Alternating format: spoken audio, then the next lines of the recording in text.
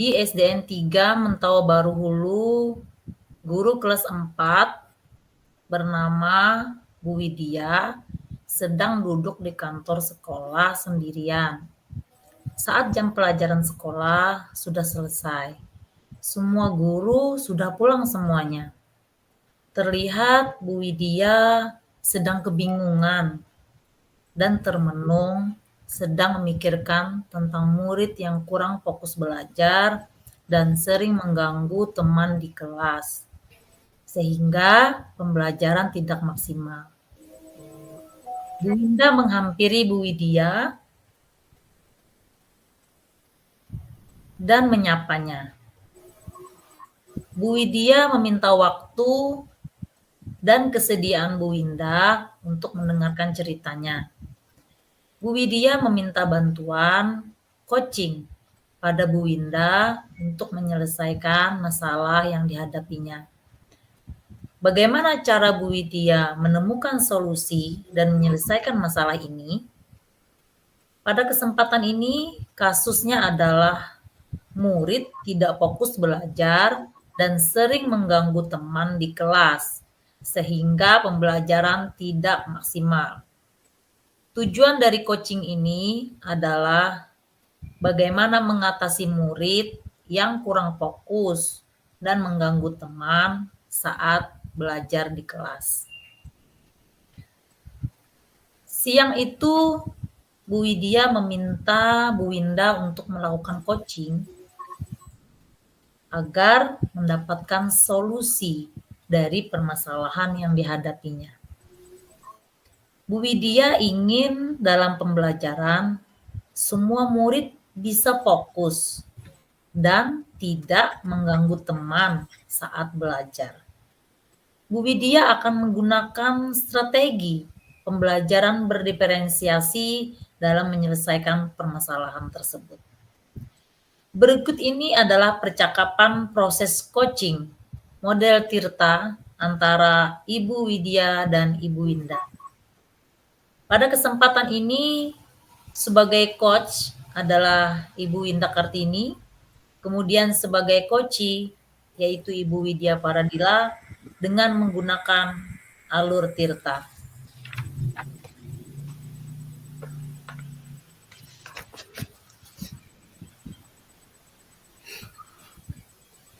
Langkah yang pertama yaitu proses coaching langkah menentukan tujuan dan menyepakati pembicaraan. Bu Widya, kenapa belum pulang? Kok kelihatan sedih sekali? Ada masalah apa, Bu? Iya Bu, saya sedikit pusing memikirkan salah satu murid saya. Kenapa gitu? Ada aja murid yang kurang fokus kalau lagi dalam proses pembelajaran seperti itu. Memangnya ada masalah apa, Bu? Mengapa murid tidak bisa fokus belajar? Nah, itu dia masalahnya Bu. Boleh tidak saya bercerita dengan Ibu tentang masalah yang saya hadapi saat ini gitu? Kalau Ibu tidak repot dan bisa meluangkan waktunya untuk saya bercerita, kira-kira bagaimana Ibu? Saat ini tidak repot sih, Bu. Mungkin ayo kita ke perpustakaan, biar kita bisa ngobrol santai di sana. Ayo Bu, silakan masuk. Baik. Duduk dulu Bu. Ini Ya. ada air mineral. Silakan Ya. diminum terlebih dahulu. Ya, terima kasih.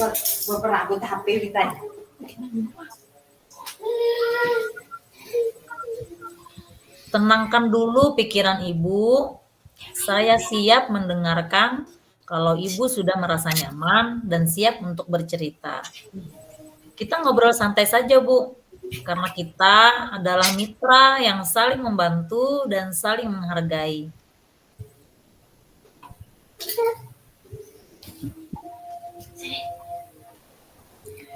Ya Bu, beban saya sedikit berkurang gitu setelah bertemu Ibu, karena saya percaya ibu bisa membantu dan mengatasi masalah saya saat ini.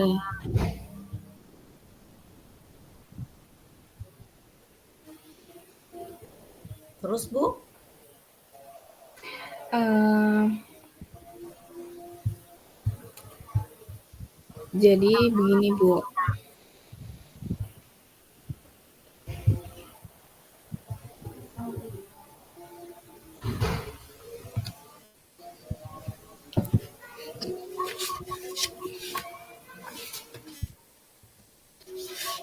bagaimana Bu ceritanya? iya, ceritanya begini Bu, di kelas saya ya, di kelas 4A itu ada murid yang tidak bisa fokus dan sering mengganggu temannya belajar, seperti itu. Terus sudah berkali-kali juga saya tegur, saya ingatkan, dan saya lakukan pendekatan juga, tapi masih sering berulah, hingga saya tuh bingung gitu, saya harus melakukan apa. Karena di sisi lain saya sebagai guru juga saya merasa gagal gitu. Eh, saya merasa tidak bisa menguasai kelas saya karena setiap proses pembelajaran selalu aja ribut, ribut dan ribut terus.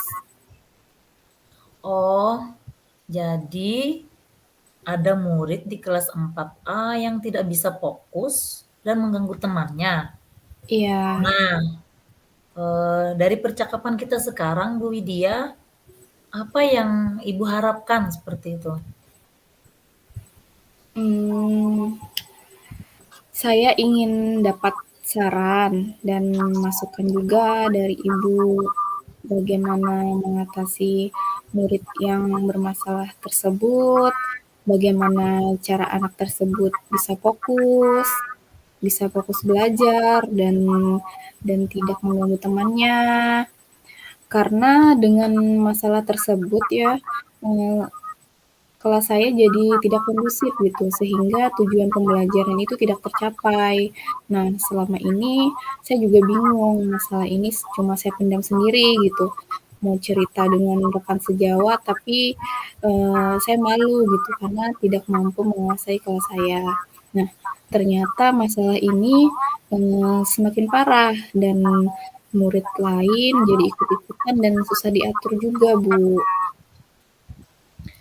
Oh, kalau boleh tahu, apa yang sudah Ibu lakukan untuk mengatasi permasalahan tersebut, Bu? Selama ini itu saya sudah mencoba memberi nasihat, kemudian memotivasi anak tersebut, namun masih saja anak tersebut kurang fokus dan mengganggu temannya. Saya juga mencoba memposisikan anak duduk di depan nih, biar dia tuh bisa fokus, dan saya juga mengendalikan, tapi itu tetap mengganggu temannya gitu. Semakin saya beri teguran, justru semakin melawan, dan kelas menjadi tidak kondusif. Baik, Bu. Nah, sekarang menurut Bu Widya, apa kira-kira yang membuat anak tersebut tidak fokus dan menurut Bu Widya bagaimana ya cara mengatasinya seperti itu, Bu?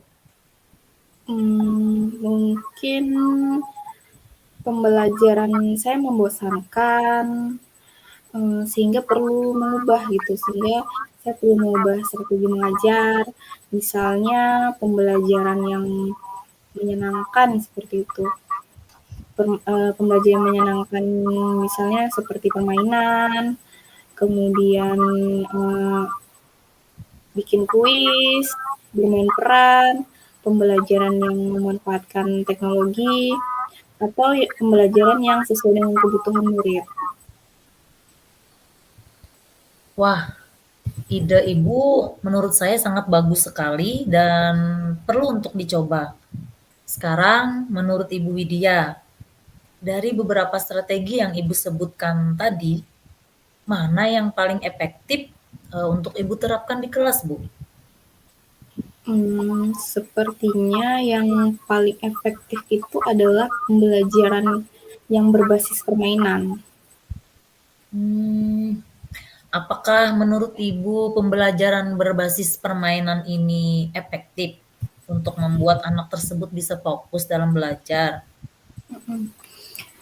Sebenarnya ya Bu ya, saya kurang yakin sih, karena dalam permainan karena kalau namanya anak-anak ya Bu lah, kalau kita bikin permainan itu sepertinya semakin membuat anak tidak fokus gitu.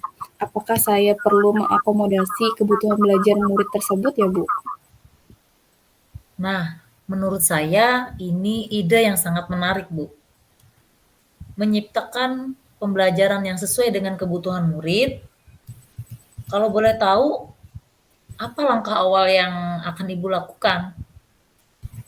Langkah awal itu, sepertinya saya akan melakukan tes diagnosis non-kognitif ya, terlebih dahulu untuk mengetahui kebutuhan dan gaya belajar murid di kelas saya itu ya, di kelas 4K. Setelah itu saya akan memetakan, eee, dan menentukan strategi pembelajaran yang akan saya gunakan, seperti itu. Wah, bagus itu, Bu. Berarti di sini Ibu sudah menerapkan pembelajaran berdiferensiasi ya, karena sudah memetakan sesuai dengan kebutuhan belajar murid. Nah, menurut Ibu, kapan Ibu akan mulai melakukan tes diagnostik non kognitif tersebut, Bu? Sepertinya mungkin dalam 2 hari ini Bu, biar saya bisa mempersiapkan instrumennya dulu, setelah itu baru saya bisa melakukan diagnosis tersebut. Setelah Ibu memetakannya, kapan Ibu menerapkan pembelajaran diferensiasinya? Mungkin setelah saya memetakan hasil tes diagnosis tersebut ya Bu ya, saya akan mengakomodasi kebutuhan belajar murid dulu gitu, dengan menyesuaikan gaya belajar murid dan menyiapkan media pembelajarannya. Kemudian, dari media pembelajaran itu tadi, sehingga murid akan lebih semangat lagi, mungkin bisa mengembalikan fokus anak-anak juga mungkin, seperti itu Ibu. Betul, Bu. Dengan mengakomodasi kebutuhan belajar seperti yang Ibu sampaikan, akan membuat murid tertarik dan fokus dalam pembelajaran. Kalau boleh tahu, siapa ya, Bu, kira-kira yang akan membantu untuk melihat hasil ketercapaian Ibu dalam mengatasi murid yang bermasalah tersebut, Bu? Dalam hal ini saya akan meminta bantuan kepala sekolah untuk, mensupervisi kelas 4A, kelas saya saat ini, saat saya menerapkan pembelajaran berdiferensiasi ini. Nah, Bu Widya, kalau seandainya dibuat skala 1 sampai dengan 10, kira-kira ada di angka berapa, Bu, ketercapaian Ibu dalam mengatasi masalah ini dengan menerapkan pembelajaran berdiferensiasi yang Ibu lakukan?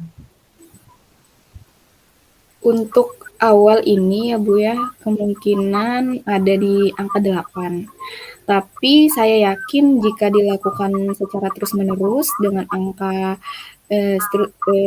terus-menerus dengan selalu melakukan refleksi dan evaluasi, saya yakin akan menjadi meningkat ke angka 10.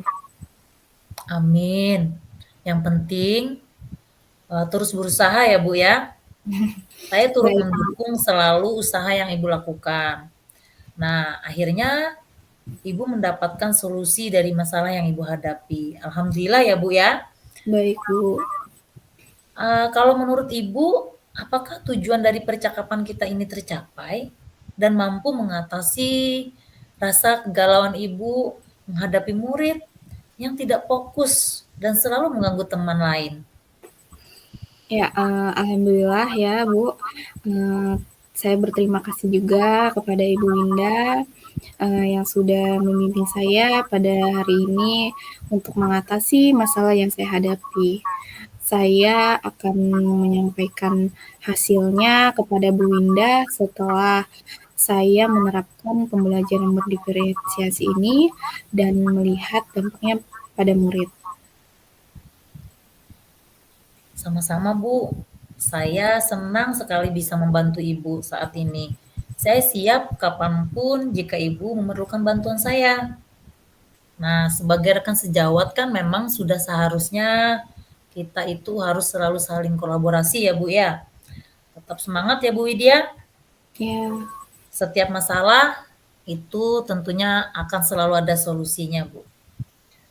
Saya tunggu hasil penerapannya ya, Bu, pembelajaran diferensiasi di kelas 4A. Semoga berhasil, sukses untuk Ibu Widya. ya. Terima kasih Bu Winda. Saya sudah merasa lega sekarang karena masalah ini sudah teratasi ya, sudah melalui percakapan kita pada hari ini. Sekarang saatnya saya pulang Bu, karena udah sore juga ya. Terima kasih Bu sekali lagi.